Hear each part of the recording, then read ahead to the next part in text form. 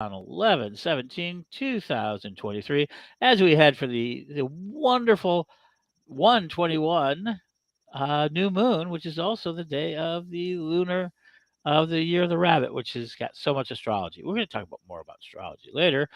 But here today, we're going to be talking about alternate realities, this idea of parallel realities or different types of realities. And this is really deep into a lot of the stuff that we do is because we really do have this belief of shifting timelines and all that. So tonight we're opening it up. We're talking about it, and I think we're going to enjoy what we have to say.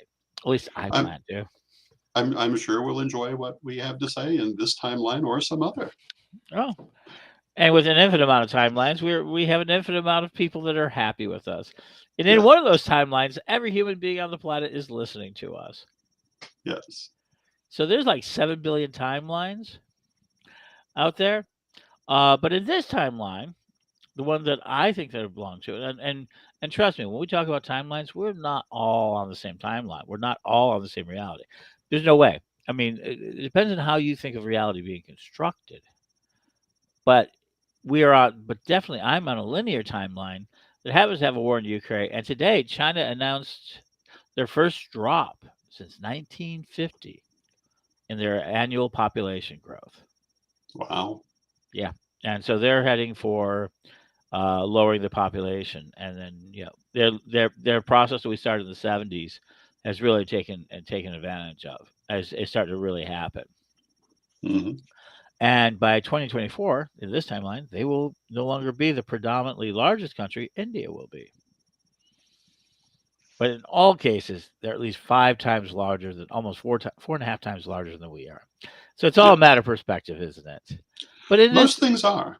and then, okay, so when I talk about alternate realities, what do you think of, Don?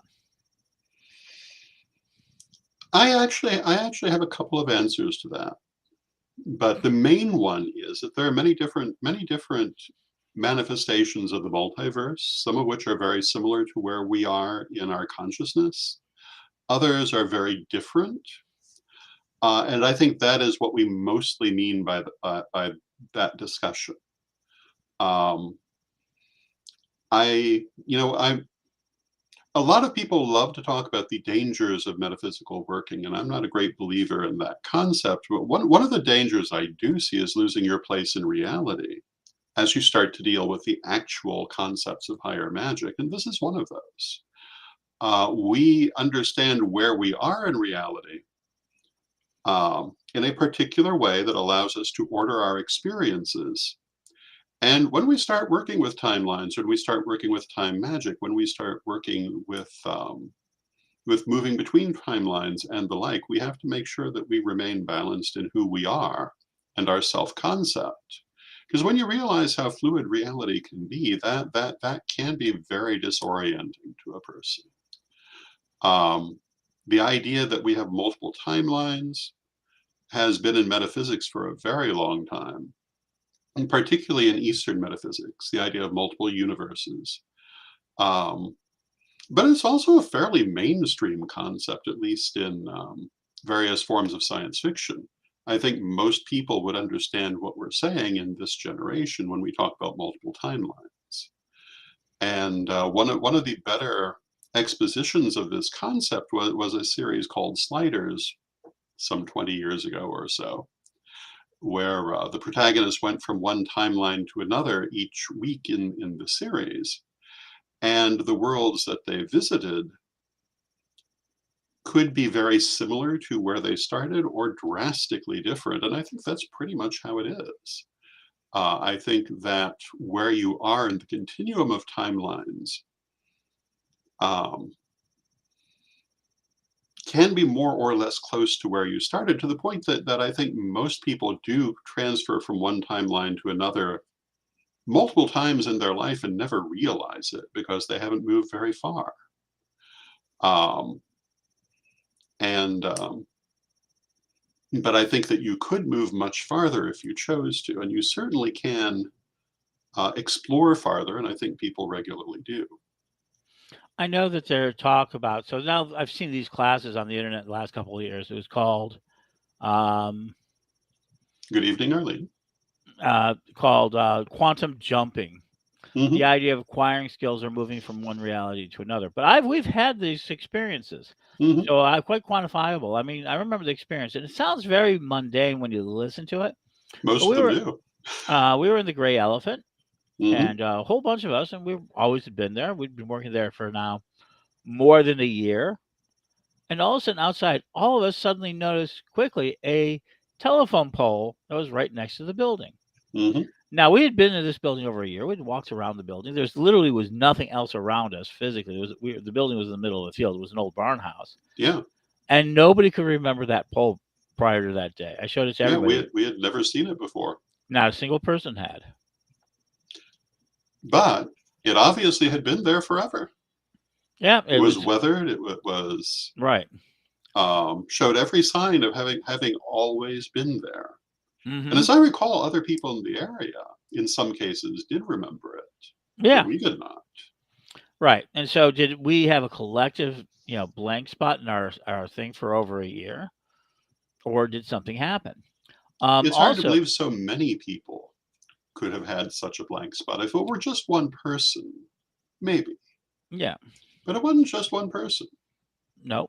Well, and then Marianne and I had a thing. We were walking home one day from one of our various trips around Houston, and we saw a silver Grand Prix or something of that nature. I forget Hmm. exactly what it was.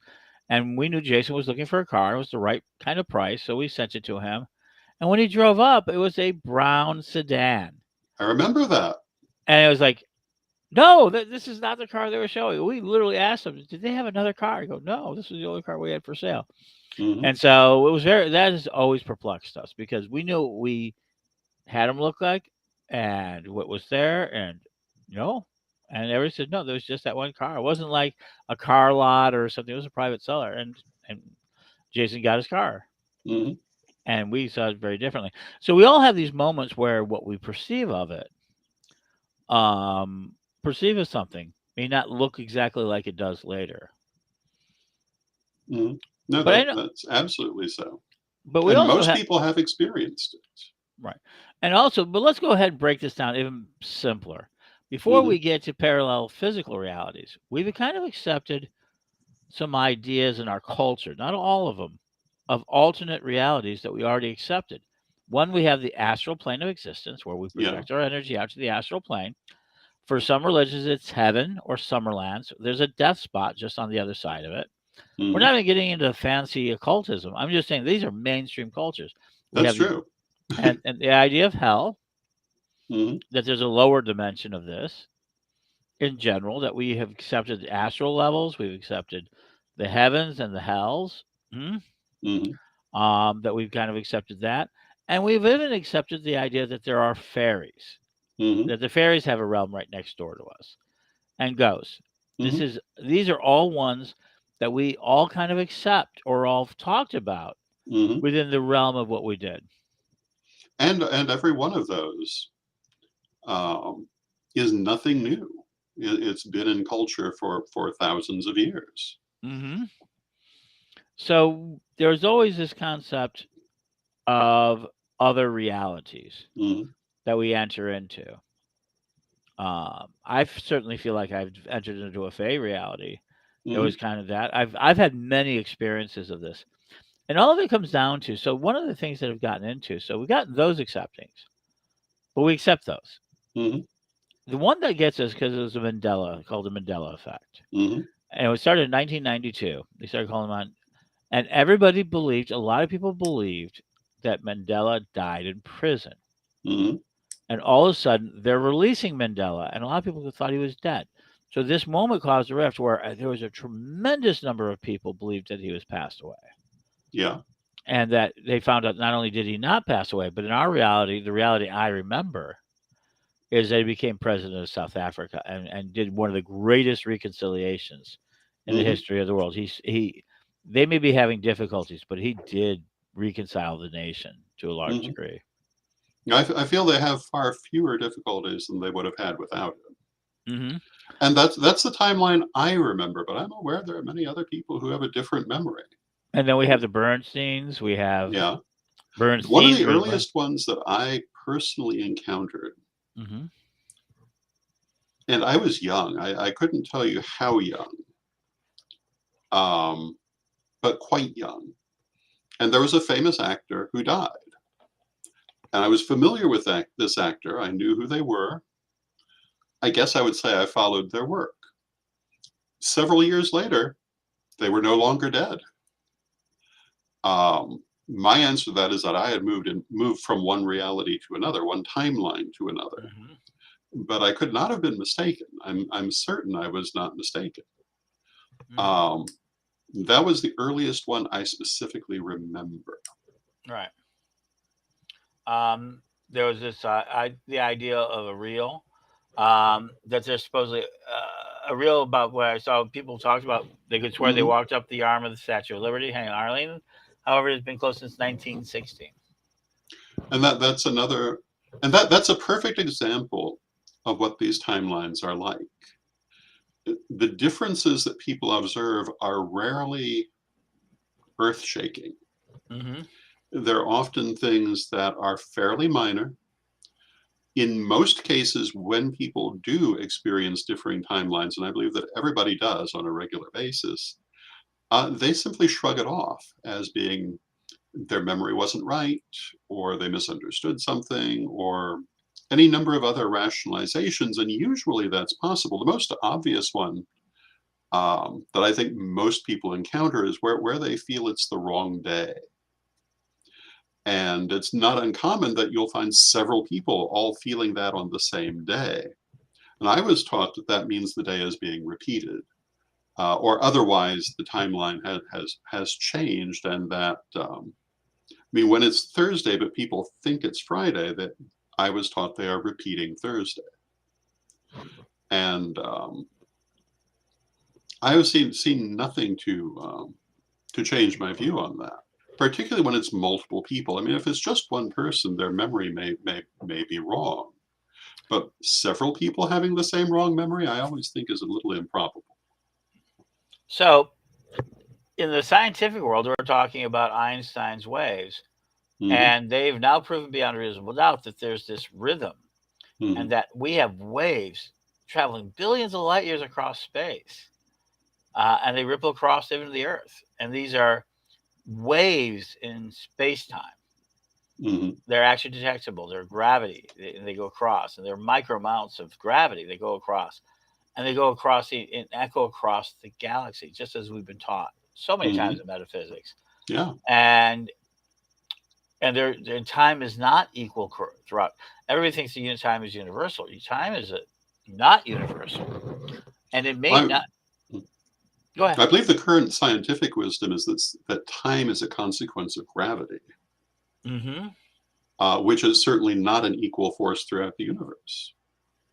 The passage of T1, Hmm. timeline one. They actually think time is now multiple dimensions. It has is broken up into smaller dimensions, just as we found out atoms were being broken down into smaller particles, Yes. and they found some new ones. Um, but they're now thinking time has got multiple types of ideas. But at least we do know beyond a reasonable doubt that gravity does affect time. The Hmm. greater the gravity, uh, the faster time seems to be experienced.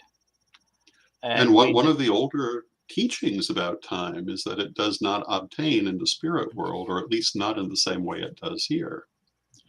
But when you think of it in those terms, that makes a lot more sense than Mhm. just throwing it out there. Yeah, It's a sensible reason. yeah. And how do we know this? Is that we have constantly people forget what Stephen Hawkins what he was actually known for. How did he become the famous Stephen Hawkins? It wasn't because of the wheelchair and what he just survived and all Mm, the black holes and things like that.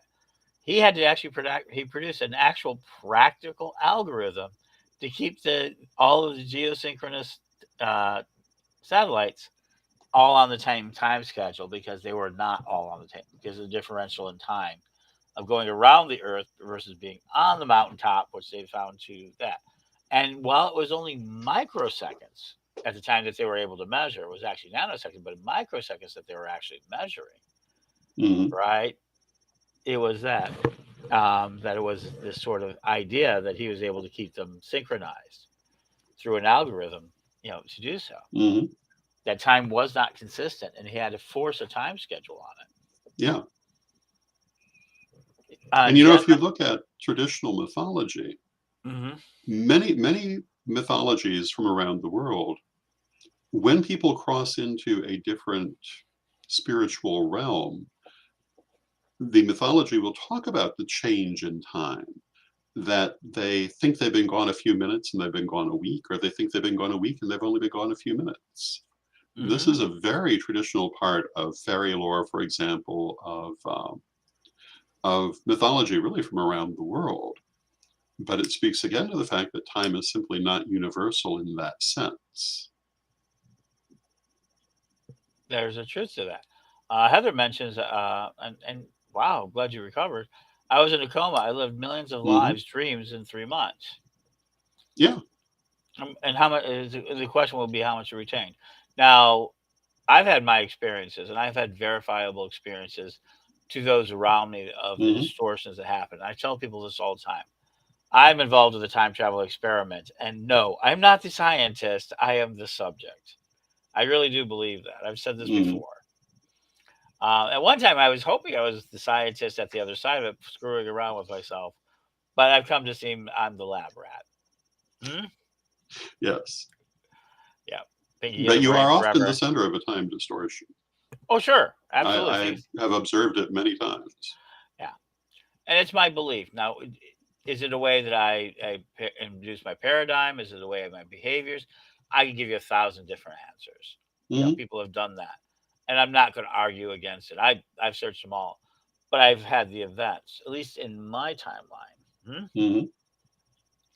And I live in a very interesting timeline because I think this timeline is more of my own creation than any of and than a lot of people may realize. I'm traveling on almost no money. I Hmm. travel on air a lot of times. People don't realize how Yes. much air, that I'm doing. I've got people to help me. I've gotten sort of these ideas of what I'm doing because I'm Hmm. heading for an event and it's coming. I am Hmm. heading for an event that has been distorting my entire life. Um, and I think I'm heading for it. We've gotten to it. We've seen it affect readings and everything else. Hmm. And so that's kind of why I'm always into these sort of stories. Uh, I've had moments where I feel like I've slipped back in time and we're able to avoid things. So I've Hmm. had my experiences. Nothing quantifiable. Nothing that I can't say is anything but hearsay and all that. That's the hard part about this. Because how do Hmm. you find that evidence? Um, But okay, so let's go on to it. But here's where the question I come into. So if we do believe in alternate realities and we control and quantum observation, all that, can we control where our future goes? Can I improve my life? What do I need to do to actually focus on it? And I think a lot of coaching, a lot of metaphysics, a lot of visualization, all work about teaching you to start to look forward, Hmm. or at least into the now, and try to solve some of the problems. Yeah. And you talk to that. Well, we talk in the third degree book a bit about consciously changing timelines and working with that sort of thing. The challenge to working with timelines and to working with time in general is that there are so many variables that will change. You don't always see all of them, so you have to be prepared for that if you're going to try to do something like that. We were talking about sliders earlier, but that was one of the things that they sometimes Hmm. looked at, and there was also, I think, Quantum Leap that was all about changing timelines. Hmm. But when you change a timeline, you can produce unexpected results. Hmm. And I'm very much of the belief that you don't change the timeline that you have come out of. You change other timelines. Um, and what you get when you do that can vary tremendously. And it's interesting because when you hear, so everybody hears these terms called like time crystals, Hmm. right? And they think of physical crystals. And they don't realize when they're talking time crystals in quantum computers, they're not physical crystals. They're really there and they really behave as crystals. They do all of that. Hmm. But they exist in a murky quantum universe, and they repeat and they do some things. And they only have physicality within the quantum universe that we're detecting through the interfaces of our computers. And yet these things have real effects on us. They're talking about now really seriously are how tied together events. Are we talking about alternate realities now being affected by have affected some of our past conversations, or is this conversation being affected by one that we're in the future that we need to have a discussion? In case I don't think so, I think this is just a now and us filling our job and doing so many interesting things. We have so many fun things to talk about the Daily Spell, and we're going to start looking for advertisers to put in the middle of this show. So Yes, please indeed. consider in the next iteration of this reality of this show. Please consider thinking about it. This episode of the Daily Spell brought to you by Could Be You. Yeah. One of the things that certain metaphysical schools of thought hold is that the idea that every possible decision is played out in one timeline or another. I don't actually agree with that one. I think it's the decisions that your spirit needs to have more than one variation on, not just anything. Because I think in the end it all serves the purposes of spirit and the growth of existence. Um, but on the other hand, it's not always sublime, important things either. And those things that are necessary for spirit aren't necessarily the big things. We like to think they are, but they aren't necessarily. And I think when people do change their timelines unconsciously, which I think they do all the time, I think it's very often small things that they change. And partly Well, because if you're not studying this, I don't know that your mind can accept bigger changes. no, that would be difficult. And I've seen stories about that where people change their timeline and lost their language. We have Hmm. stories about gentlemen who pop in and pop out. Hmm. Okay, so here's an interesting. There we go. I like this one. There are particles that wave through us all at times on a subatomic level. I deduce the particles of time are there. Could very well be. Hmm. I wouldn't be surprised to find out that time has something in common with light, with radiation, with other waveforms. I wouldn't be Hmm. surprised if something intricate is involved with it. I would imagine so. Yeah. And that we're just now discovering. I mean, 100 years ago, we were just, 1908, we started to discover DNA. I mean, we're only a couple of hundred linear educational years, into this idea of exploring the universe, separate of the divine and separate of the physical nature of it. What do I mean? I mean, the Greeks, a lot of the Romans, the Greeks especially. Hmm. You see it in China, especially among the Ming dynasties and things like that. You see constantly the idea, and this idea that we didn't think the Earth was flat. Actually, we people knew the Oh, Earth wasn't flat. Even in the 1700s, we knew that was true. It was that, actually yeah. a strange political movement that actually brought this concept back. Well, the And it, Greeks not only knew the Earth was round, they had figured its circumference hmm within just a few miles of what we would say it is. The idea that everybody thought the world was flat is simply not true. hmm Not to say that nobody thought that, but certainly right, not everybody. of course. Um, Well, I know the Chinese had an earthquake detector that they developed, hmm which I think is one of the things you're probably referring to, that Yeah. worked on the calculations of the curve of the Earth's surface in part hmm because they knew everybody, um, not everybody, but many cultures were very much aware of this. Of course it was. And Stonehenge couldn't have been built. yeah. All these astrological devices could not have ever been even conceived of if we believed it universally is it. Mhm. So what we are facing is So I do think we face a singular weird sort of reality, and that's one in which we are constantly being forced to forget what our ancestors done. Hmm. I mean, we're constantly forced. It's very hard for most average people to imagine that primitive men were not so primitive. They were able to have little tools and everything else to build these stone hedges, these sea hedges, Hmm. these pyramids, and all these sort of things on an astrological basis. Hmm. Instead, we enter into a reality where we constantly see things as being dumb in the past, not Hmm. knowledgeable. And when people don't realize is that a lot of the things we think of as very, very modern, some of them are really ancient. We've done them for a long time. And Hmm. things we think that are really ancient are really more modern. That's true.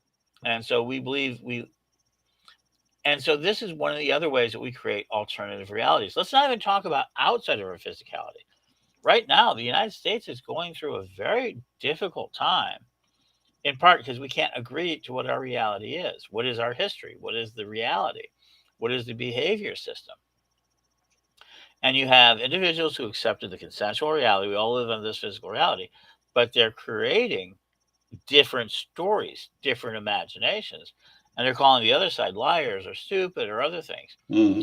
And they are. I mean, some of these are ridiculous ideas within my reality, but are we all seeing the same thing? And the answer obviously is not. So Yeah. you can use history to actually distort reality. I can actually change memories. There's actually ways to put false memories into people so that they remember different things. Hmm. So where does the number of realities come up? 8 billion realities, right? And descending. Well, this Uh, goes back to the importance of staying grounded in mm-hmm, yourself and where you think you are, because you could lose it so very easily mm-hmm, once you start dealing with these things. Um, because I mean, if we in fact do hold the view of different timelines, then it follows that history isn't necessarily just what we perceive it as being, that it has several different iterations. mm-hmm. Low blood sugar, healthy. Uh, M&Ms. Mm-hmm. Now, in talking about the idea that our ancestors were primitive, I think that's often a technique that is used to make people accept a less than pleasant present. And you see a lot of that if you watch if you watch stories online these days, how disgusting Victorian habits or what have you. You see a lot of articles like that. And in point of fact, they weren't. But portraying it that way is supposed to make people feel better about today. The Mm-hmm. Victorians themselves certainly did it. They made the 18th century, which was a pretty good time for at least certain social classes, seem like it was very primitive and dirty when it was nothing of the sort. Yeah, we saw Amazon today is being delivering today, and Hmm. it's so amazing, and it really is an amazing thing. Hmm.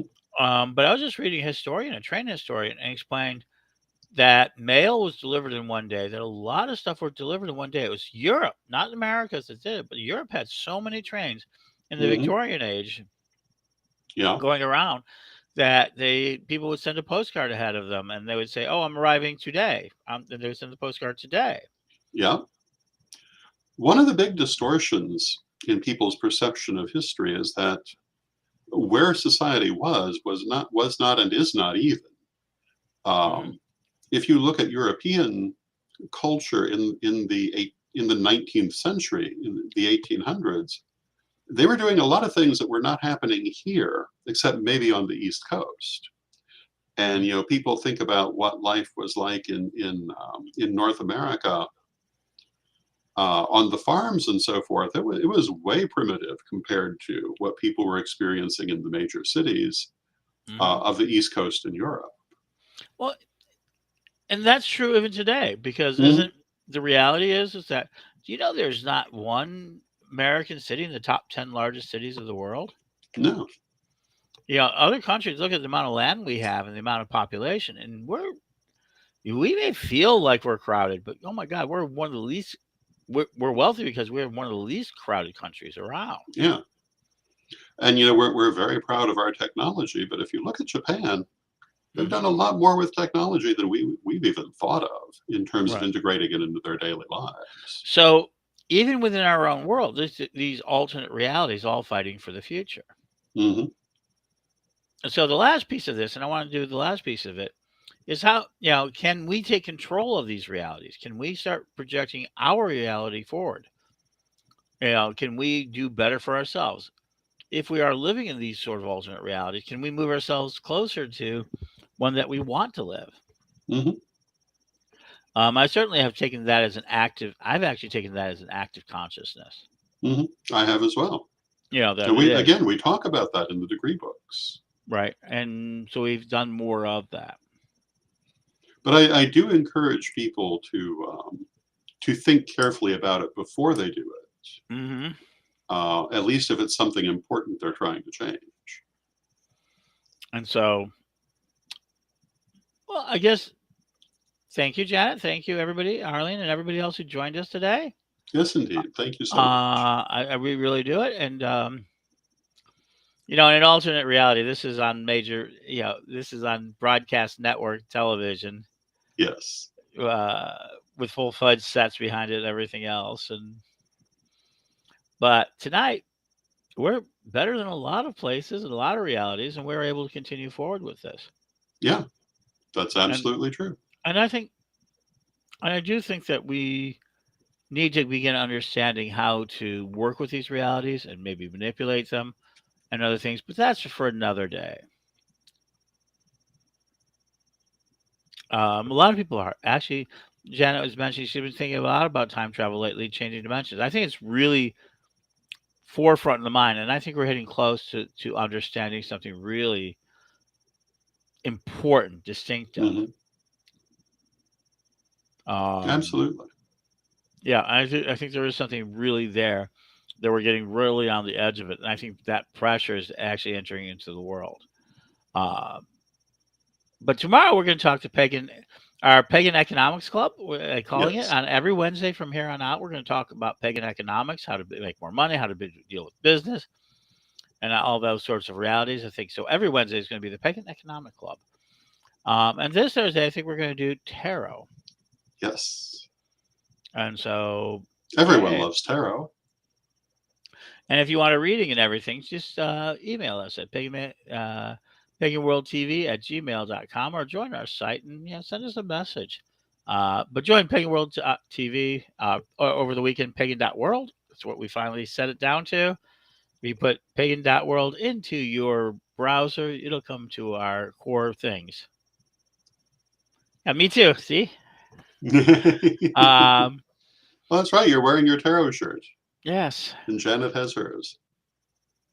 Um, And so, with that tonight, thank you for joining us and being here with us. And as always, let us head out with a prayer from Lord Don. Divine Mother Goddess, Divine Father God, beloved ancestors, we ask you to help us to remain grounded in our lives, even as we work with making the changes we desire in our lives. Help us to keep our footing and to keep our wits about us, even when we make major changes, and help us all to see clearly how to make the changes we desire in our lives and in our world. Beloved Mother Goddess, beloved Father God, beloved ancestors, with love and respect, we thank you, and may you blessed be now and always. And may you also, blessed be,